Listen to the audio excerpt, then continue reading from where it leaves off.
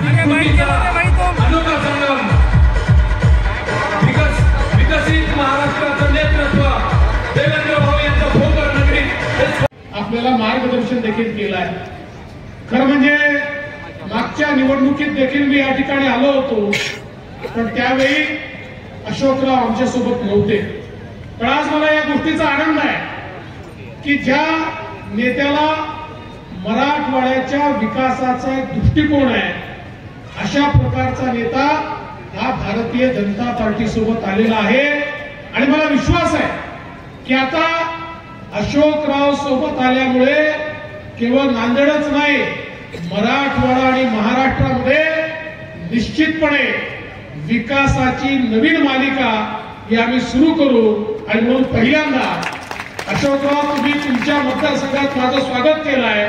तुमच्या मतदारसंघाच्या लोकांचे मी आभार मानतो की त्यांचे आशीर्वाद दिले म्हणून तुम्ही आमच्या सोबत या ठिकाणी आलात, म्हणून आपल्या सगळ्यांचे मनापासून मी आभार मानतो। बंधू भगिनींनो, ही निवडणूक ही ग्रामपंचायतची, नगरपालिकेची, महानगरपालिकेची किंवा विधानसभेची निवडणूक नाही आहे, देशाचा नेता निवडण्याची निवडणूक आहे। 5 वर्ष देश कोणाच्या हाती द्यायचा याचा फैसला करण्याची निवडणूक आहे। आणि याच्यात दोनच पर्याय आहेत। एक पर्याय विश्वगौरव असलेले विकास पुरुष आपले नरेंद्र मोदीजी आहेत आणि मोदीजींच्या नेतृत्वात आपली महायुती आहे। मोदीजींच्या नेतृत्वामध्ये आपले शिवसेनेचे आपले एकनाथरावजी शिंदे आहेत, मोदीजींच्या नेतृत्वामध्ये राष्ट्रवादी काँग्रेस पार्टी आपले अजितदादा पवार आहेत, मोदीजींच्या नेतृत्वामध्ये या ठिकाणी रिपाई असेल, या ठिकाणी मनसे असेल, या ठिकाणी रासप असेल, वेगवेगळे पक्ष हे सगळे एकत्रितपणे आम्ही सगळे लोक भाजपचे, आम्ही सगळे मोदीजींच्या नेतृत्वात या ठिकाणी काम करतो आहे। आमची ही विकासाची गाडी आहे, या विकासाच्या गाडीचं इंजिन मोदीजी आहे आणि याला सगळे वेगवेगळ्या पक्षाचे डब्बे लागलेले आहेत। आणि बंधू भगिनींनो, ही गाडी कशी आहे? दीन, दलित, गोर, गरीब, आदिवासी, शेतकरी, शेतमजूर, महिला, अल्पसंख्याक, भटके, विमुक्त, ओबीसी सगळ्यांना मोदीजींच्या गाडीत बसायला जागा आहे। मोदीजीची गाडी सगळ्यांना घेऊन विकासाकडे जाते। सबका साथ, सबका प्रयास, सबका विश्वास, सबका विकास अशा प्रकारचं मंत्र घेऊन ही मोदीजींची गाडी चालते। आणि दुसरीकडे राहुल गांधींची गाडी आहे, त्या गाडीची अवस्था अशी आहे, त्याला दोघी एकही नाही आहे, त्या ठिकाणी केवळ इंजिन आहे। राहुल गांधी म्हणतात या गाडीचं इंजिन मी आहे, शरद पवार म्हणतात गाडीचं इंजिन मी आहे, उद्धव ठाकरे म्हणतात गाडीचं इंजिन मी आहे, लालू प्रसाद यादव म्हणतात मी इंजिन आहे, ममता बॅनर्जी म्हणते मी इंजिन आहे, मुलायम सिंगांचा मुलगा म्हणतो मी इंजिन आहे, स्टॅलिन म्हणतो मी इंजिन आहे। बंधू भगिनींनो, खरं म्हणजे सगळे म्हणतात मी इंजिन आहे, कोणीही दुसऱ्याला नेता मानायला तयार नाही आहे। आणि मला सांगा, इंजिन मध्ये सामान्य माणसाला बसायला जागा असते का? इंजिन मध्ये केवळ ड्रायव्हरला बसायला जागा असते, सामान्य माणसाला बसायला जागा नसते। त्यामुळे त्यांच्या गाडीमध्ये तुम्हाला बसायला जागा नाही आहे। आणि यांचं इंजिन देखील कसं आहे? यांचं इंजिन राहुल गांधी दिल्लीकडे ओढतात, पवार साहेब बारामतीकडे ओढतात, उद्धव ठाकरे मुंबईकडे ओढतात, स्टॅलिन दक्षिणेकडे ओढतात। यांचं इंजिन हलतही नाही, डुलतही नाही, चालतही नाही, असं ठप्प इंजिन या ठिकाणी आहे। आणि त्यामुळे विकासाच्या गाडीमध्ये आपल्याला बसायला पाहिजे। मोदीजींच्या विकासाच्या गाडीला प्रताप पाटलांचा बोगी लावली की अख्खा नांदेड त्याच्यामध्ये बसवता येईल आणि अख्ख्या नांदेडला घेऊन प्रताप पाटील मोदीजींच्या सोबत त्या ठिकाणी जातील। आणि आमच्या अशोकराव चव्हाणांची बोगी तर ऑलरेडी मोदीजींच्या गाडीला लागलीच आहे, गोपचडेंची बोगी आता आम्ही लावलेली आहे, त्याने नांदेडला 3 बोग्या या ठिकाणी मिळालेल्या आहेत। अख्ख्या नांदेडला विकासाकडे नेण्याचं काम माननीय अशोकरावांच्या नेतृत्वात या ठिकाणी निश्चितपणे होईल। आणि म्हणून मी तुम्हाला एवढीच विनंती करण्याकरता आलो आहे। बंधू भगिनींनो, मोदीजींनी गेल्या 10 वर्षामध्ये हा देश बदलला. गेल्या 10 वर्षात गरीब कल्याणाचा अजेंडा मोदीजींनी चालवला. आपण बघा 10 वर्षामध्ये 20 कोटी लोक जे कच्च्या घरात झोपडीत राहायचे त्यांना पक्क घर मिळालं. 55 कोटी लोक ज्यांच्या घरी शौचालय नव्हतं त्यांच्या घरी शौचालय गेलं. 50 कोटी लोक ज्यांच्या घरी गॅस नव्हता त्यांच्या घरी गॅस गेला. 60 कोटी लोक ज्यांच्या घरी आमच्या आया बहिणींना त्या ठिकाणी घागर घेऊन विहिरीवर किंवा नदीवर जावं लागायचं त्यांच्या घरात शुद्ध पिण्याचं पाणी हे माननीय मोदीजींनी पोहोचवलं. 80 कोटी लोक 2020 सालापासून मोदीजी त्यांना मोफत रेशन देतात आणि मोदीजींनी सांगितलं पुढचे 5 वर्ष देखील या 80 कोटी लोकांना मोफत रेशन मी देणार आहे. आणि आपल्या महाराष्ट्रामध्ये 7 कोटी लोकांना मोफत रेशन देण्याचं काम हे माननीय मोदीजींच्या माध्यमातून होत आहे. देशामध्ये 55 कोटी लोकांना 5 लाखापर्यंतचा इलाज मोफत देण्याचं काम मोदीजींनी केलं. आणि आता सांगितलं 70 वर्षाच्या वरचे ते कुठल्याही जातीचे असो, धर्माचे असो, पंथाचे असो, कुठली भाषा बोलणारे असो, अशा प्रत्येकाला सगळा इलाज मोफत, गोळ्या मोफत, जे लागेल ते मोफत देण्याचा निर्णय हा माननीय मोदीजींनी या ठिकाणी घेतला. बघाचे अशोकरावांनी सांगितलं खरं आहे, जवळजवळ 55-60 कोटी लोकांना 10 लाखापर्यंतचं मुद्राचं लोन मिळालं. पूर्वी कोणी बँकेमध्ये गेलं तर बँक मॅनेजर विचारायचा तुमच्याकडे तारण ठेवायला काही आहे का, तुमच्याकडे गॅरंटर आहे का. मोदीजींनी सांगितलं 10 लाखापर्यंतची गॅरंटी माझी, बिना गॅरंटर आणि बिना तारण तुम्हाला यांना कर्ज द्यावं लागेल. 55-60 कोटी लोकांना कर्ज त्या ठिकाणी मिळालं. आणि मला सांगताना आनंद वाटतो त्याच्यामध्ये 31 कोटी महिला आहेत ज्या आज आपल्या पायावर उभ्या राहिल्या आहेत. बंधू भगिनींनो, मोदीजी सांगतात एक पुरुष जर पायावर उभा राहिला तर केवळ पुरुष पायावर उभा राहतो, पण एक महिला पायावर उभी राहिली तर पूर्ण परिवार पायावर उभा राहतो.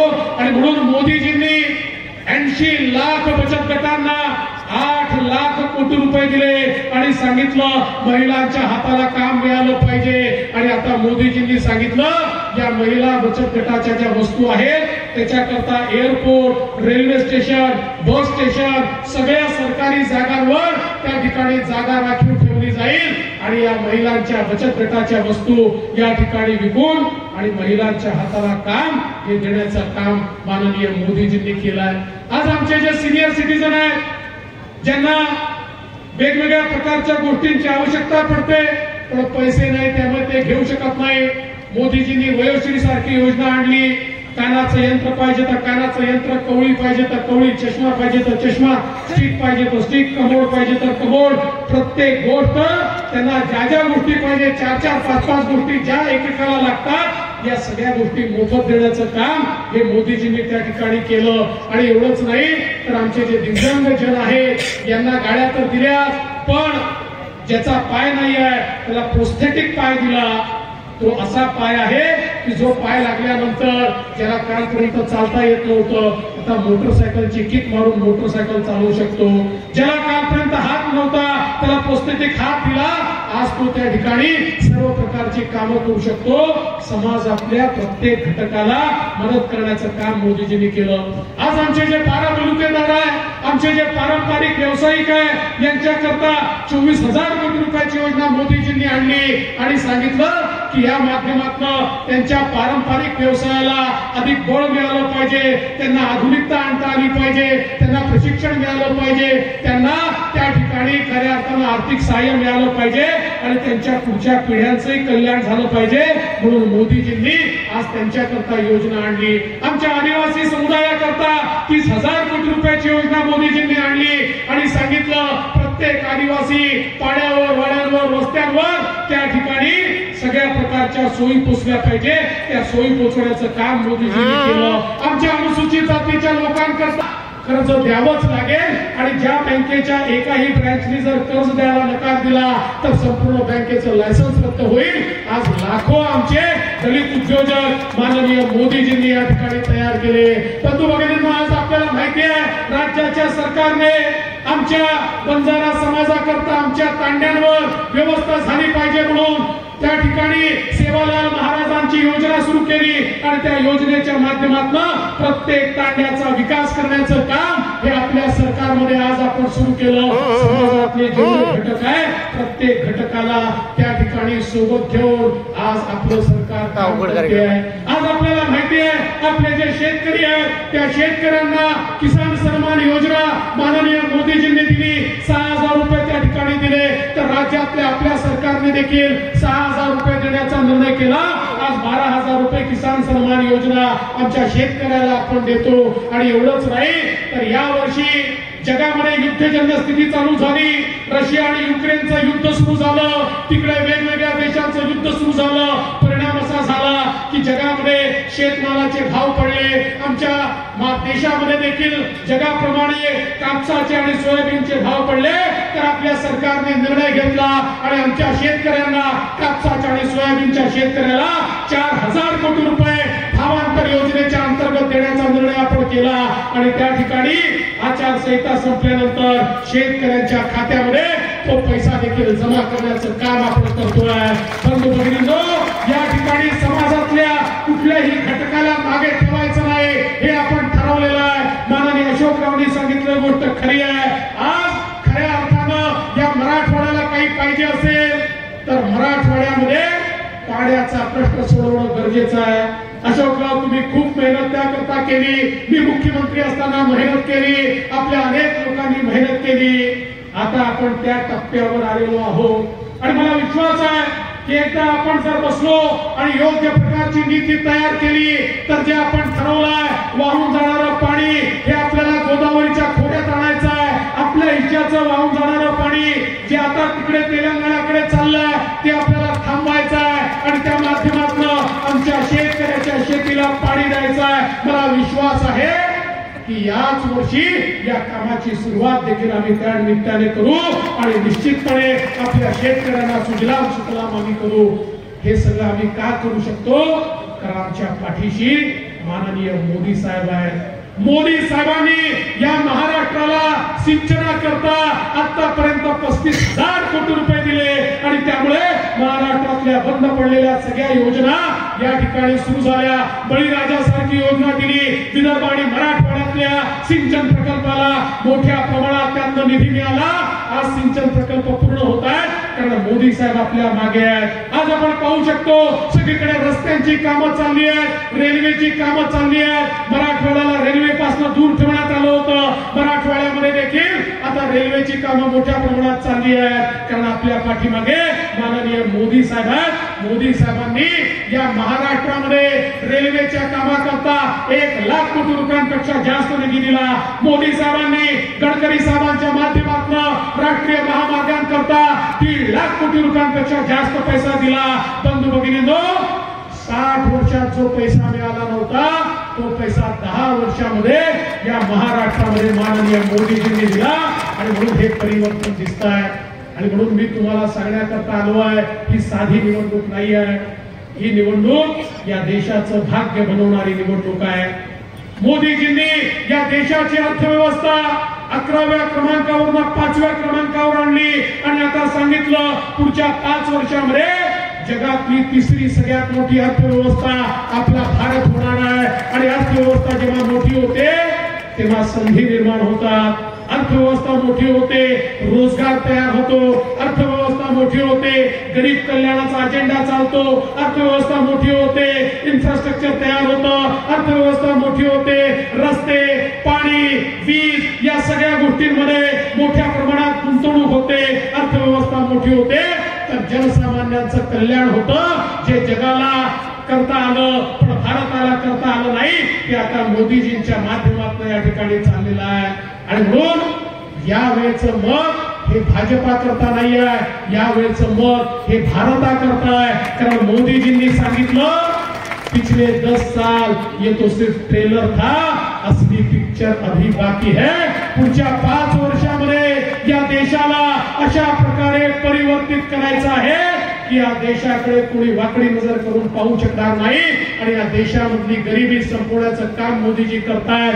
10 वर्षामध्ये 25 कोटी लोकांना गरिबी रेषेच्या वर आणण्याचं काम मोदीजींनी केलं। पण मोदीजी म्हणतात जोपर्यंत देशातल्या प्रत्येक गरीबाची गरिबी मी संपवत नाही तोपर्यंत मी शांत बसणार नाही। आणि म्हणून बंधू भगिनींनो, अशा नेत्याच्या हाती आपला देश द्यायचा असेल तर मोदीजींना मत म्हणजे कमळाला मत। या ठिकाणी प्रताप पाटील चिखलीकरांच्या कमळाची बटन दाबली, प्रताप पाटलाला तर मत मिळतच पण मोदीजींना देखील ते मत मिळतं। आणि म्हणून मी तुम्हाला विनंती करण्याकरता आलोय, निवडणूक जवळ आली आहे। प्रताप पाटलांनी मागच्या 5 वर्षामध्ये या ठिकाणी खासदार म्हणून उत्तम काम केलंय, ते सगळ्यांच्या संपर्कात राहिले आहेत। वेगवेगळ्या प्रकारे या ठिकाणी वेगवेगळ्या योजना आणण्याचं काम त्यांनी केलंय आणि अशा प्रकारचे प्रताप पाटील पुन्हा आपल्या सोबत आहेत। आणि आता तर यावेळी अशोकराव देखील सोबत आहेत, त्यामुळे